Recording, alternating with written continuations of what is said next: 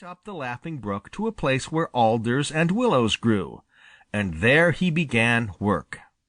That work was the cutting of a great number of trees by means of his big front teeth, which were given him for just this purpose. And as he worked, Paddy was happy, for no one can be truly happy who does no work. End of Chapter 1. Chapter 2. Paddy plans a pond. Paddy the Beaver was busy cutting down trees for the dam he had planned to build. Up in the woods of the north from which he had come to the Green Forest, he had learned all about tree cutting and dam building and canal digging and house building. Paddy's father and mother had been very wise in the ways of the Beaver world, and Paddy had been quick to learn. So now he knew just what to do and the best way for doing it. You know, a great many people waste time and labor doing things the wrong way, so that they have to be done over again. They forget to be sure they are right, and so they go ahead until they find they are wrong, and all their work goes for nothing. But Paddy the Beaver isn't this kind. Paddy would never have leaped into the spring with the steep sides without looking, as Grandfather Frog did. So now he carefully picked out the trees to cut. He could not afford to waste time cutting down a tree that wasn't going to be just what he wanted when it was down. When he was sure that the tree was right, he looked up at the top to find out whether, when he had cut it, it would fall clear of other trees. He had learned to do that when he was quite young and heedless. He remembered just how he had felt when, after working hard, oh, so hard, to cut a big tree, he had warned all his friends to get out of the way so that they would not be hurt when it fell. And then it hadn't fallen at all because the top had caught in another tree. He was so mortified that he didn't get over it for a long time. So now he made sure that a tree was going to fall clear and just where he wanted it.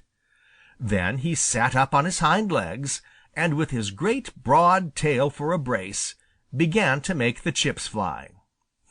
You know, Paddy has the most wonderful teeth for cutting. They are long and broad and sharp.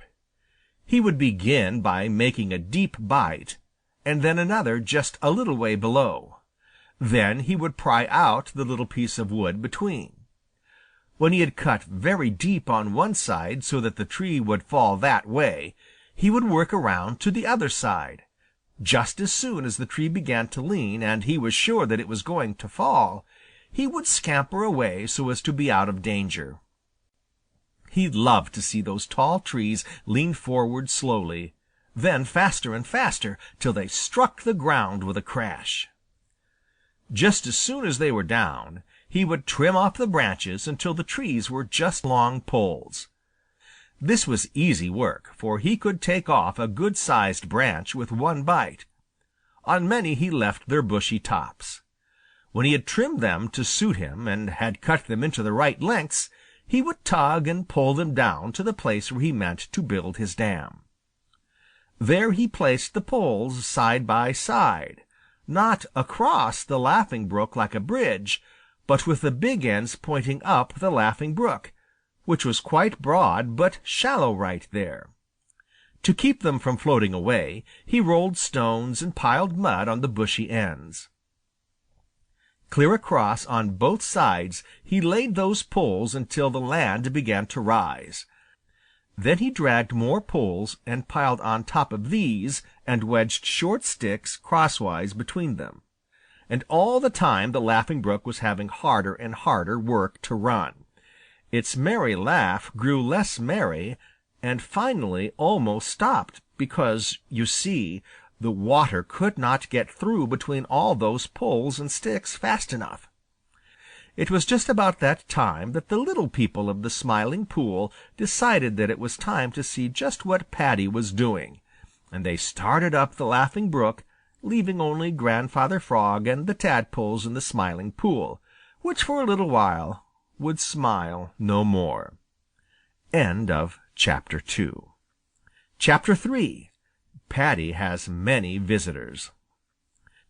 Paddy the Beaver knew perfectly well that he would have visitors just as soon as he began to build his